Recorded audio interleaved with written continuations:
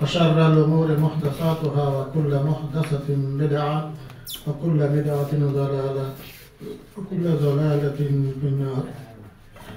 أعوذ بالله من الشيطان الرجيم. بسم الله الرحمن الرحيم. لقد كان لكم في رسول الله أسوة حسنة. آية. الحمد لله যাবতীয় হামদসানা ও স্তুতি কেবলমাত্র সেই আল্লাহ রাব্বুল আলামিনের জন্য, যার অনুগ্রহ অনুকম্পায় আজকেও আমরা প্রতি সপ্তাহের ন্যায় দিনই এই মহতী অনুষ্ঠানে কোরআন হাদিসের আলোকে কিছু শোনার উদ্দেশ্যে আমরা এখানে উপস্থিত হতে পেরেছি। এই জন্য শুকরিয়া তান বলি আলহামদুলিল্লাহ। অতঃপর আমাদের নবী মুহাম্মদুর রাসূলুল্লাহ সাল্লাল্লাহু আলাইহি সাল্লামের উপর অগণিত দরুদ এবং শান্তির ধারা নাযিল হোক। সবাই বলি সাল্লাল্লাহু আলাইহি ওয়াসাল্লাম। সুপ্রিয় দিনী ভাইরা, গত দিনেও এই আয়াতটি আপনাদের সামনে পেশ করেছিলাম। আল্লাহ রাব্বুল আলামিন আমাদের নবী সাল্লাল্লাহু আলাইহি সাল্লাম সম্পর্কে বলতেছেন যে তোমাদের একমাত্র আদর্শ নমুনা তোমাদের রাসূলের মধ্যে রয়েছে। এই নমুনাটা ধর্মীয় দিক দিয়েই নয়, মানুষের জীবনের প্রত্যেকটা দিক বিভাগে মানুষের যতটি জীবনের অবস্থান আছে সব অবস্থানের জন্যই আল্লাহ নবী সাল্লাল্লাহু আলাইহি সাল্লাম আমার জন্য আপনার জন্য কি আদর্শ। তো আজকে আলোচনা করতে চাই যে মাসটায় আরবি মাসে যেটা আমরা আজকে বর্তমান অতিবাহিত করতেছি, শুরু হয়েছে, সে আরবি মাসটার নাম হলো কি বলতে তো সবাই পারে? শাবান মাস। এই শাবান মাস বিশেষ করে পাক ভারত মহাদেশে একটা বিশেষ আমল করা হয়, কিছু অনুষ্ঠান করা হয় যেগুলো কোরআন হাদিস সমর্থন নয়, কোরআন হাদিস সমর্থন করে না, আর কিছু আছে সমর্থন করে। তো আমাদের একমাত্র অনুসরণীয় ব্যক্তিকে, কাকে আমরা অনুসরণ করব? আমাদের নবী মুহাম্মদুর রাসূলুল্লাহ সাল্লাল্লাহু আলাইহি ওয়াসাল্লাম। আর এই দাবিটা যেন আমাদের অন্তর থেকে হয় এবং ইখলাসের সাথে হয় এবং আমল করার উদ্দেশ্যে হয়। যদি কেউ কোনো কিছু করতে চায়, আগে একটু ব্রেনে ওটা আনতে হয়। ব্রেন যখন ওটা স্থির করে তখন মনের মধ্যে সেটা স্থান পায়, সেটা আন্তরিকতার সাথে ভালোবাসার মাধ্যমে। এমন যখন হবে তখন অটোমেটিক্যালি আমার অঙ্গ প্রত্যঙ্গ, আমার কাজকর্ম সেটা দিয়ে প্রকাশ করবে।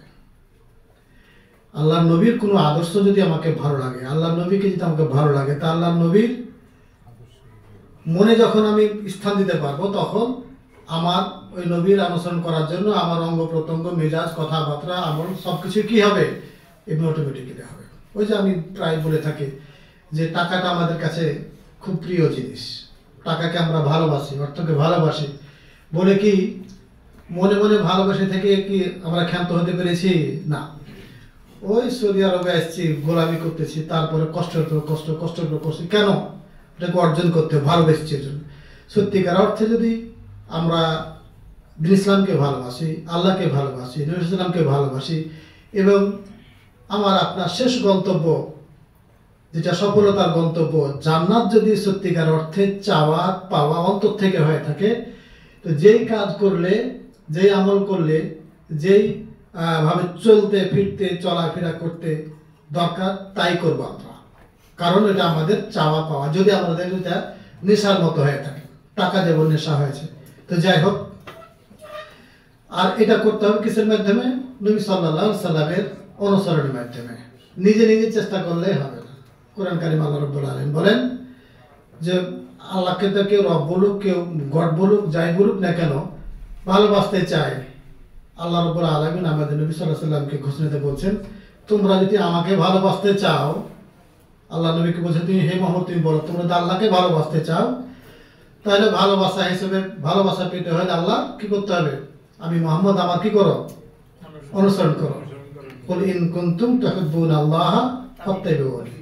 আমার অনুসরণ করো। আমার অনুসরণ করলে পরে আল্লাহ তোমাদেরকে ভালোবাসে। ইউহিব্বুকুমুল্লাহ, আল্লাহ তোমাদেরকে ভালোবাসবে।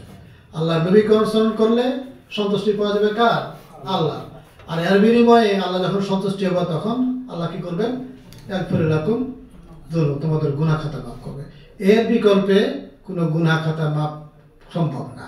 তো যাই হোক, এই বর্তমানে যে আরবি মাসটা চলছে, আরবি মাসটা হলো শাবান মাস। এই সাবান মাছের অনেক বৈশিষ্ট্য আছে, অনেক ফজিলত আছে। এই মাছটা বলা হয় যে এই মাছটা হলো একটা বিশেষ মাছ, যে মাছের ইবাদত বন্দেগী আল্লাহ নবীর কাছে খুবই প্রিয় ছিল। হাদিসে এসেছে কানা ইনদান নবী সাল্লাল্লাহু আলাইহি ওয়াসাল্লাম আহাব্বু শাহরে শাবান। আল্লাহ নবীর কাছে প্রিয় মাছ ছিল এই শাবান মাসটা। এবং আয়েশা রাদিয়াল্লাহু তাআলা আনহা বলতেন যে আল্লাহ নবী আগে থেকে দিন গণা শুরু করে দিতেন যে কখন শাবান মাস আসবে, কানা ইয়া ভাষা আরাসুল ইয়া রাসূল, খালি সজাগ থাকতেন এবং দিন গুনতেন যে কখন শাবান মাস শুরু হবে। সাহাবা ওসামা রাদিয়াল্লাহু তাআলা আনহা বলতেছেন যে হে আল্লাহর নবী, আপনি এই মাসটার জন্য কেন এত উদ্গ্রীব থাকেন? আল্লাহ নবী বললেন যে এই মাসে তুরফাউল আমাল, আমল কি হয় আল্লাহর কাছে উপস্থাপন করা হয়। আর এই মাসটা হলো নেকি কামাইয়ের মাস। নেকি কামাই এর জন্যই যে বেশি বেশি রোজা রাখার মাস কোনটা মাস বলেন তো? শাবান মাস। আর রমজান মাসটা তো পুরা মাসই রোজা রাখতে হয়, তো এই রোজাটা কি ফরজ, ওইটার কোনো বিকল্প নাই। কিন্তু এই শাবান মাসের রোজা এটা নফল রোজা, সুন্নাত বলতে পারেন, আল্লাহ নবী যেহেতু করেছেন, এটার বাধ্যবাধকতা নাই। কোন ব্যক্তিরা করতে পারবে, কোন বান্দা করতে পারবে? সত্যিকার অর্থে যারা আল্লাহর প্রেমিক, নবীর আদর্শে যারা আদর্শিত, নবীর আদর্শকে যারা ভালোবাসে, তারা আল্লাহ নবী যেহেতু বেশি বেশি রোজা করেছেন, আমরাও সেবা করব। আর যে আমল অতিরিক্ত বাধ্যতামূলক নয়, ওইটা যে ব্যক্তি করে সে আন্তরিকতার সাথেই করে। আপনার লেবার লোকরা আপনি 8 ঘন্টা ডিউটি বাধ্যতামূলক, ওষুধ থাকলেও করবে, না থাকলে নাহলে বেতন কাটিয়ে দেবেন। আপনি এর জন্য আপনি কি করবেন? আপনার ডিউটি করবেন, কষ্ট হলো। কিন্তু যেটা বাধ্যতামূলক না, তারপরও আপনি ডিউটির আগে যে উপস্থিত হন, আগে থেকে কাজ শুরু করে দেন। একটু কাজ বাকি আছে, কাজটা সেরে আপনি ডিউটির সময় শেষ হয়ে গেছে, তারপরও আপনি কাজটা শেষ করে আপনি কোথায় যান? বাসায় যান। এমন একজন কর্মচারী, আর একজন কর্মচারী কি আছে, আসলে 2-4-5 মিনিট দেরি করে আসবে, মন চায় না কোনো মতে। আর যাহা টাইম হলো 5টা বাজলো, একেবারে ও হাতের পথে থুয়ে দিয়ে কি করে চলে যায়। আর একজন কি না, সব কিছু গুছিয়ে খায়, কিছু কাজ বাকি থাকলে কাজটা পুরো করে যায়, কালকে নতুন কাজ ধরবে। তো আপনি ওই কর্মচারীর উপরে কেমন বিশ্বস্ত হবেন আর কেমন তাকে ভালোবাসবেন? বাধ্যতা নাও, কিন্তু আন্তরিকতার সাথে অতিরিক্ত কাজগুলো আপনার করতেছেন। এই জন্য আল্লাহ নবী সাল্লাল্লাহু আলাইহি সাল্লাম বলেন, ইন্নাল আবদা লা ইয়াতাকাররাবু বিল নাওয়াফিল। অন্য হাদিসে রয়েছে আল্লাহ রাব্বুল আলামিনের নিকটবর্তী ওই ব্যক্তি হয় যে ব্যক্তি ফরজগুলোকে খুব সুন্দরভাবে আদায় করে। অন্য হাদিসে ওইটাও আসছে যে আল্লাহ সবচেয়ে আল্লাহর কাছের হয়, আল্লাহ নিকটবর্তী হতে পারে বান্দা যত তার নফল ইবাদত কি থাকবে, বেশি থাকবে। কারণ এটা না চাওয়াতেই যেহেতু করতেছে আল্লাহকে খুশি করার জন্য, তা আল্লাহ তো খুশি হবেনি। আর ডিউটির বেতন কত হয়? ডিউটি থেকে যেটা পার্ট টাইম করে, তারপরে অন্য জায়গাতে করে, ওভার ডিউটি করে, তার বেতন কত হয়? হ্যাঁ, কম করে কেউ, কিন্তু অধিকাংশ কি ডবল। আসল যেটা ফরজ ডিউটি ওইটার বেতন কম, পারিশ্রমিক কম, আর যেটা অতিরিক্ত তার পারিশ্রমিক কি আমাদের নিয়মই করে ফেলেছে। তো আল্লাহ রাব্বুল আলামিন যিনি আরহামুর রাহিমিন, যিনি ফরজ করেছেন, ওটা তো ইচ্ছা থাকলে করতে হবে, না করলে করতে হবে, পারিশ্রমিক তো পাবো। কিন্তু যেটা বাধ্যতামূলক নয়, তারপরও আল্লাহকে খুশি করার জন্য যেটা করবো, সেটার পারিশ্রমিক আল্লাহ কত দিবেন? ঠিক আছে। অতএব এটাতে নফল ইবাদতে বন্দেগীতে বেশি আল্লাহর নিকটবর্তী হওয়া যায়। আর যে সমস্ত আমলের মাধ্যমে আল্লাহ নিকটবর্তী হওয়া যায়, ওইটার মধ্যে সবচেয়ে হলো কি? রোজা রাখা। রোজাটাতে বেশি কি হয়? কারণ রোজা এমন একটা ইবাদত যেটা যিনি রোজা রাখেন তিনি, আর যার জন্য রাখেন মহান আল্লাহ, সে ছাড়া তৃতীয় ব্যক্তির জানার কোনো উপায় নাই যে সে রোজাদার কিনা। জানবে কে? মাত্র দুজনকে, আল্লাহ আর যিনি রোজা রাখছেন। নামাজ পড়লে তো আপনি জানবেন, দান করলে তো কম করে জানবেন, তাহাজ্জুদ পড়লে তো বহু জানবে। যতই গোপনে দান করে, যতই গোপনে ইবাদত বন্দেগী করে, কেউ না কেউ জানবে। কিন্তু রোজাদার কিনা, রোজা রেখেছে কিনা, কেবলমাত্র কে জানবেন? কেবলমাত্র আল্লাহ, আর যিনি রাখছেন তিনি।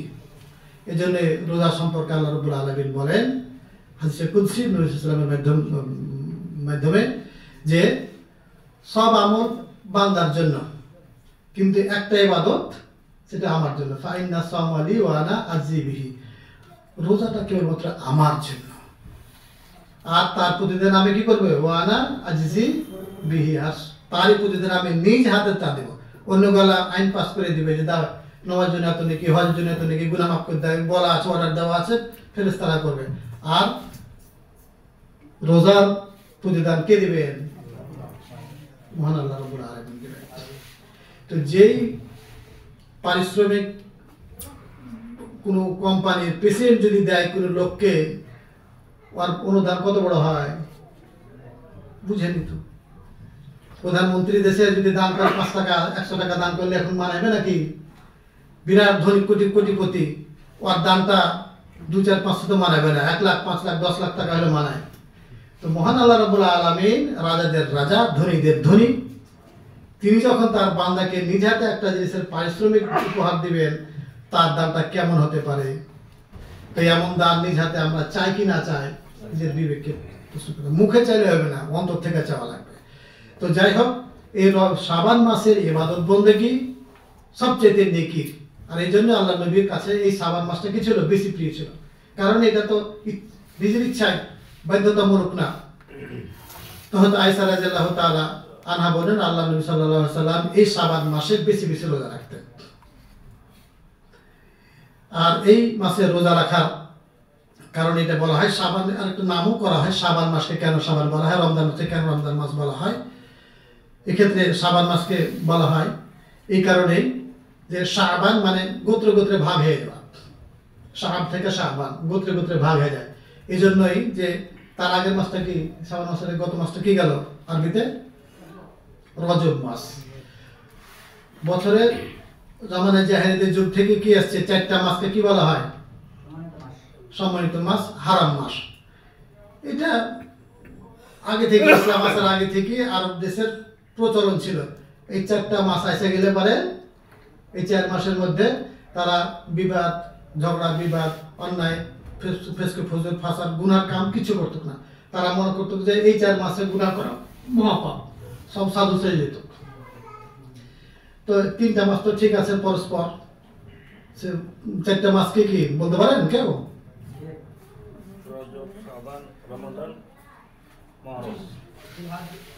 যুলকাদা, জিলহজ্জা আর মুহররম, এই 3টা হলো পরস্পর, আর মধ্যখানে রজব। এই রজব মাস একটা মুহররম মাস, মুহররম মাস সম্মানিত মাস। এই মাসেও কি মানুষ পাপ কাজ থেকে দূরে থাকতে। আর যাহা রমজান রজব মাস চলে গেল, শাবান মাস যখন হলো, তখন সবাই কি করে? আগের রূপে ফিরে যায়।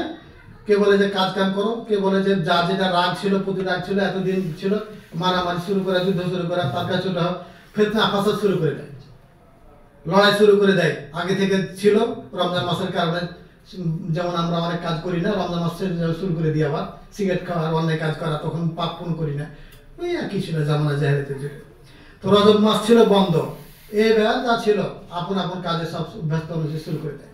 আর একটা বলা হয় যে যেহেতু তখন অন্যায় করা চলত না, আর শাবান মাস চলে এসছে, এবার যখন সুযোগ পেয়েছে খাবার সন্ধানে যে যেখানে পেরেছে দলে দলে লোক বাড়ে যায়। তো দলীয় দলে দলে হয়ে যাওয়ার নাম হলো শাবান। তো এই মাসটাকে ওর জন্য বলা হয়। আর এই মাসটাকে বলা হয় মুকাদ্দিমুল খায়রাত, মুকাদ্দিমুল খায়রাত, কল্যাণের ভূমিকা, কল্যাণের শুরু। কল্যাণের শুরু এই জন্যই বলা হয় মাসটাকে, যেহেতু এই মাস পরে একটা সম্মানিত মাস, ফজিলতের মাস আসবে, কি? রমজান মাস। তো এই রমজান মাসের সফলতা অর্জন করতে গেলে, ফজিলত গ্রহণ করতে গেলে আগে থেকে প্রস্তুতিমূলক রেডি থাকতে হয়। সে রেডি থাকাটা কোন মাসে হবে? তাহলে শাবান মাসে। এই জন্য বলে মুকাদ্দাম ভূমিকা। একটা 5 ঘন্টা 3 ঘন্টার বক্তব্য রাখতে গেলে একটা পৃষ্ঠা কি করে, আগে একটা ভূমিকা রাখে কিনা? তো বইটা সম্পর্কে একটা কি দেয়? ধারণা দেয়। বক্তব্য দিয়ে দিবেন 2 ঘন্টা 1 ঘন্টা বক্তব্য দিলে তার 2-3 মিনিট আগে একটাকে ভূমিকা ভূমিকা দেয় যে আমার বিষয়টা বক্তব্যটা এমন হবে। তো ঠিক রমজান মাসের ইবাদত বন্দেগী যত আছে, সাদকা খায়রাত আছে, সব কিছুর ভূমিকা স্বরূপ কোনটা মাস? শাবান মাস।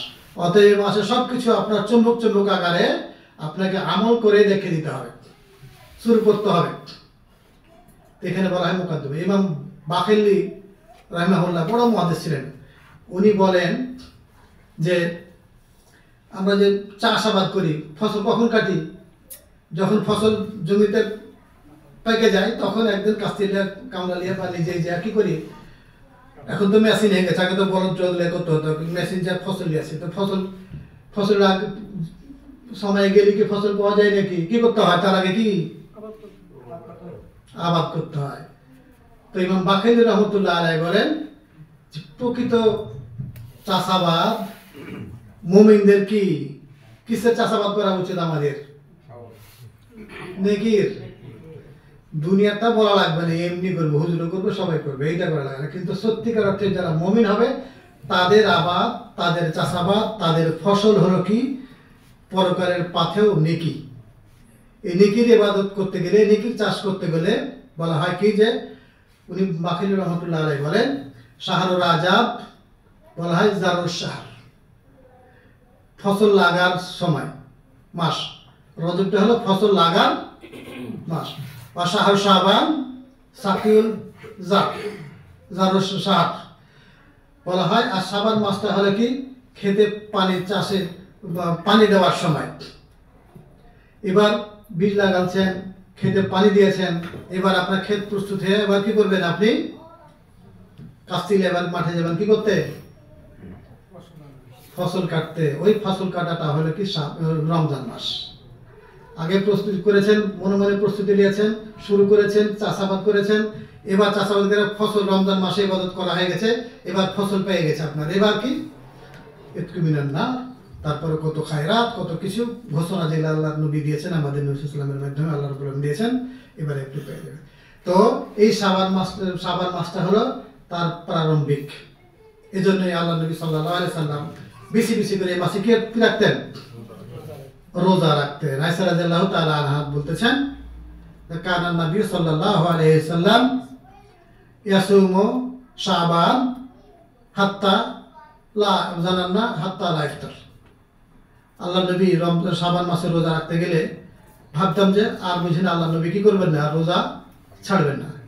ওয়াইদা আফতারা নাকুলু লা ইয়াসুম। আর যখন তিনি রোজাটা ছাড়তেন তখন ভাবতাম যে আর বুঝি করবেন না। তার মানে রোজা করছে তো করতেই আছে। রোজা যখন ছাড়ছে তখন আর করবে এরকম 2-4 দিন একসাথে করলে, এক সপ্তাহ করলে, 2 দিন বাদ দিয়ে দিল, 2 দিন বাদ দিয়ে দিল, অনিয়মতান্ত্রিক ভাবে রোজা। আর এই রোজার কিন্তু সংখ্যা নাই। রোজার কি নাই? সংখ্যা নাই। আয়েশা রাদিয়াল্লাহু তাআলা আনহা বলতেন মা রাআইতুন নবী সাল্লাল্লাহু আলাইহি সাল্লাম সামা শাহরান কাত্তু মিনহু মিন রমাদান ইল্লা শাবান। আয়েশা রাদিয়াল্লাহু তাআলা আনহা বলতেছেন যে আল্লাহ নবীকে পুরা মাস রোজা রাখতে দেখি নাই রমজান মাস ছাড়া, আর বেশি বেশি রোজা রাখতে দেখি না অন্য কোনো মাসে, শাবান মাস ছাড়া। আল্লাহ নবীর অভ্যাস কত কিরকম ছিল? অন্যান্য মাসে সোমবার এবং কিবার রোজা রাখতেন? বৃহস্পতিবার। সপ্তাহে তাহলে 4 সপ্তাহে কয়টা হয়? 8টা। আর আইএমএ বীজের রোজা রাখতেন, তাহলে কয়টা হলো? তাহলে 11টা রোজা প্রতি মাসে এমনি কন্টিনিউ সুন্নাত হিসেবে উনি রাখতেন। 11টা রাখার পরও আয়েশা বলতেছেন যে শাবান মাসে আরো বেশি রাখতেন। তাহলে 11 চাইতে কতটি বেশি হলে হবে? তাহলে অধিকাংশ বেশি। 11টা রাখেনি, তাহলে পরে শাবান মাস আল্লাহ নবী বেশিরভাগই রোজাতে কাটাতেন। আয়েশা রাদিয়াল্লাহু তাআলা আনহা বলেন যে কানা নবী সাল্লাল্লাহু আলাইহি ওয়াসাল্লাম ইয়াসুমু শাবানা কুল্লাহ। আল্লাহ নবী যেন শাবান মাস পুরোটাই কি করতেন? রোজা রাখতেন। তার মধ্যে 2-1টা বাদে। তাহলে এইভাবে যে সুযোগ আল্লাহ রাব্বুল আলামিন আমাদেরকে দিয়েছেন নেকি কামায়ের, এটাতে কোনো প্রেসার নাই, জরুরি না, অথচ নেকির দিক থেকে কি অনেক। আর এটা বলা হয় শাবান মাসকে বলা হয় যে একটা ট্রেনিং। এই মাসের ট্রেনিং, এই মাসে রোজা রাখতে রাখতে প্রথম দিন যেদিন রোজা রাখবেন যেন মাথা ঘুরে, অনেক সময় খিদে লেগে যায়। এই করতে করতে যখন শেষের দিকে চলে আসে তখন আর অনুভূতি এরকম হয় না, অভ্যাস হয়ে যায়। এই জন্য বলা হয় কি বলে যে ঘুম আর খাওয়া এটা আপনি কি করতে পারেন, এটা আপনার হাতে। আপনি ঘুম যতটুকু পড়ার অভ্যাস করবেন অতটুকুতে আপনি চলতে পারবেন, ন্যূনতম একটা আছে। আর খাবার যতই খাবার বাড়াবেন ও খাবার বাড়তি থাকবে। এই জন্য এই খাওয়ার আর ঘুম পড়া এগুলো কি নিজের হাতে। আপনি যদি রমজান মাসে রোজা রাখার প্রস্তুতির জন্য শাবান মাসে রোজা রাখার অভ্যাস করি, তো রমজান মাসে রোজা রাখতে কি হবে না, কষ্ট হবে না। তো এই জন্য এই মাসে বেশি বেশি রোজা রাখার প্রচলন ইসলামে আছে। আগামী এতে যখন আসবে তখন শাবান মাসের সম্পর্কে আলোচনা করা হবে। আজকে শুধু এমনি আমভাবে রোজা রাখার গুরুত্ব সমাজে যেটা হলো আমাদের প্রচার করা হয় না। দেখবেন যে গত মাসে কি গেল যেন একটা মাস, তারপরে ওই যে বিশেষ বিশেষ মাস যেগুলো ইবাদত বন্দী হয় তার মধ্যে সবচেয়ে খারাপ ইবাদত এই শাবান মাসেই হয়, যেটা আগামীতে ইনশাআল্লাহ বলা হবে। কিন্তু এই মাসটা হলো বেশি বেশি করে প্রস্তুতির মাস। প্রস্তুতির মাস বলতে গেলে বলা হয় কি, রমজান মাসকে যেভাবে আপনি গ্রহণ করব, এজন্য আপনাকে কি করতে হবে, প্রস্তুতি নিতে হবে। কিসের মাধ্যমে? রমজান মাসের যত ইবাদত বন্দেগী আছে অন্যান্য মাস, রমজান মাসও থাকবে, শাবান মাসও থাকবে, কিন্তু অতিরিক্ত কি একটা ইবাদত পালন করতে হবে, সেটা কি, রোজা। কিন্তু রমজান মাসের ফরজ হিসাবে আর শাবান মাসে কি হিসাবে, সুন্নাত বলে কি হবে, বলবে নাকি? সুন্নাত এই জন্যই বলবো যেহেতু আল্লাহ নবী রেখেছেন, আর নফল এই জন্যই বলবো যেহেতু কি ফরজ না। ফরজ ছাড়া যত ইবাদত বন্দেগী আছে এক অর্থে সবগুলোকে কি বলা হয়, নফল। তো এই নফল ইবাদত, আর এই নফল ইবাদতের পরিশ্রম কি, পার্ট টাইমের কি, এগুলো হলো ফজিলত। এই জন্য কোনো মুমিন যদি চায় যে আমি বেশি বেশি ইবাদত বন্দেগী করব বা নেকি করব, তাহলে এগুলো যেদিন পারলাম না করলাম না, যেদিন পারলাম করলাম। আর একটা রোজার ক্ষেত্রে বলা হয় যে কেউ আল্লাহ রাব্বুল আলামিনের সন্তুষ্টির জন্য রোজা রাখে, তো তাকে আল্লাহ রাব্বুল আলামিন 40,000 বছর দূরে রাখবেন জাহান্নাম থেকে। তো আল্লাহর রাস্তায় এইভাবে রোজা রাখা যায়, তাহলে সবচেয়ে আল্লাহ নবীকে কি করা হবে, অনুসরণ করা হবে। কেবলমাত্র এই শাবান মাসের 14 তারিখে 15 তারিখে রোজা রাখা এটা আল্লাহ নবীর সুন্নাত না। আল্লাহ নবীর সুন্নাত কি, এই মাসে বেশি বেশি করে কি করা, রোজা রাখা। আর এই মাসে যে কোনো ইবাদত বন্দেগীর বেশি বেশি করে বাড়িয়ে দিয়ে যাতে করে রমজান মাসে সেটা আমরা কন্টিনিউ করতে পারি। কারণ আল্লাহ নবী সাল্লাল্লাহু আলাইহি সাল্লাম বলেন যে রমজান মাসে যে কোনো ইবাদত বন্দেগীর ফজিলত কি করে দেওয়া হয়, বৃদ্ধি করে দেওয়া হয়। তো বৃদ্ধিটা পাইতে হলে এখন থেকে সেটা ট্রেনিং নিয়ে কি করতে হয়, সবটাই করতে হয়। এখন থেকে চেষ্টা করতে হবে যে আমি রমজান মাসটাকে কিভাবে আমি কি করব, কাটাবো। এদের পরিকল্পনা এখন থেকে কোরআন তেলাওয়াত, এখন থেকে রোজা রাখা, এখন থেকে জামাতে নামাজ পড়ার অভ্যাস করা, এটা বেশি বেশি যখন করব, রমজান মাস আসলে সেটা তখন আর ভারী হবে না, এবং ফরজটা আদায় করতে কি হবে, দেখেন না আমার দুনিয়াতে করি, বিশেষ করে বল খেলার প্লেয়ার, ক্রিকেট খেলার প্লেয়াররা কি করে, এমনি এই যে গানের ক্ষেত্রে কি বলে যেন, রিভার্সাল কি বলে নাকি, রিহার্সাল বলে। তো প্রতিযোগিতা যাবে তার আগে থেকে মাস ওই গান গেলা, 2-4টা গান, 10টা গান দিতে আছে, যাতে করে কি হয়, প্রতিযোগিতার দিন কিনা হয়। এই যে বাংলাদেশের সবচেয়ে রোনালের পরে সংপর্যায়ের গায়িকাটার নাম যে কি, সাবিনা ইয়াসমিন। এই যে কবে 2 দিন আগে না 3 দিন আগে কি গেছে নাকি করতে করতে ফিট লেগে এখন কমাতে আসে না, কিসে আছে না কি জানেন তো, টিভিতে চলে আসে। তো বলছে যে এই বয়সে ক্যান্সার ছিল, ক্যান্সারটা একটু ভালো হয়েছে, এই জন্য 3 মাস না 1 মাস খালি রিভার্স দিয়েছে নাকি, রিভার্সাল নাকি বললেন দিয়েছে, খালি এই একটা হোটেলে গান গাওয়ার জন্য। দুনিয়ার ক্ষেত্রে ঠিকই তার রিভার্স 1 মাস না 3 মাস বলবো ওটা মনে নাই, রিভার্স দিল একটা হোটেলে একটা 10-12টা গান গাইবে তাই।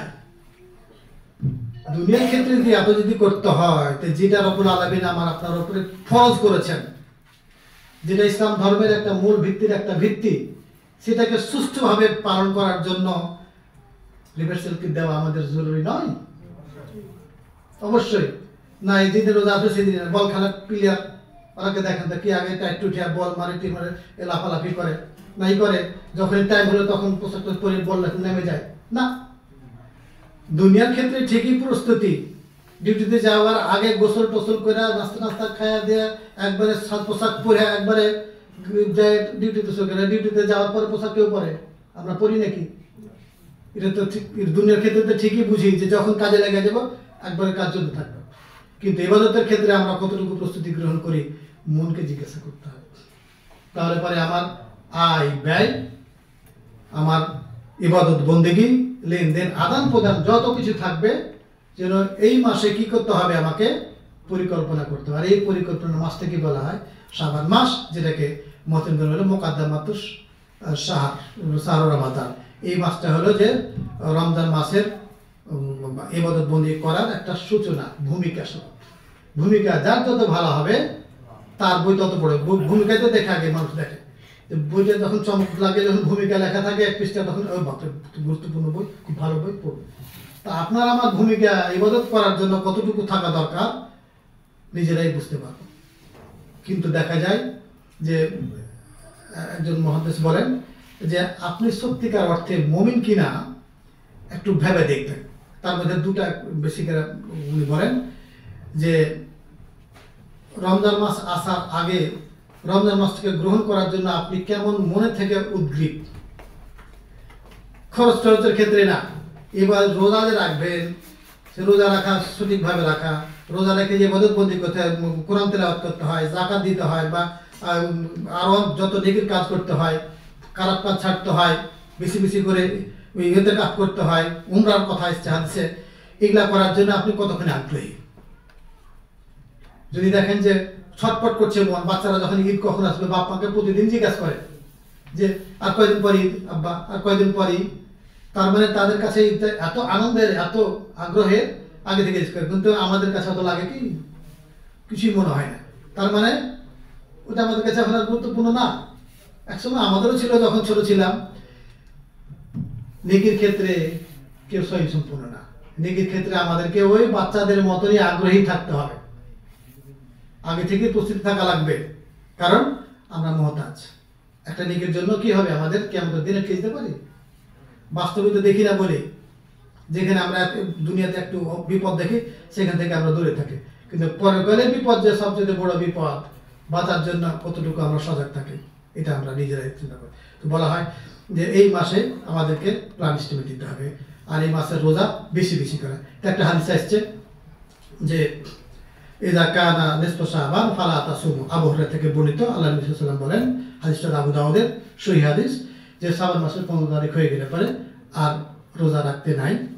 তো এটা আমভাবে বলা হয়, কারণ শাবান মাসের 15 তারিখের পরে তো রোজা রাখতে থাকে, কন্টিনিউ করতে থাকে, তাহলে হয়তো তার শরীর দুর্বল হলে পরে রমজান মাসে একটা প্রভাব পড়তে পারে ফরজ রোজা আদায় করতে। এটা এই জন্য আলে বলা, মানে এটার কারণ বলা।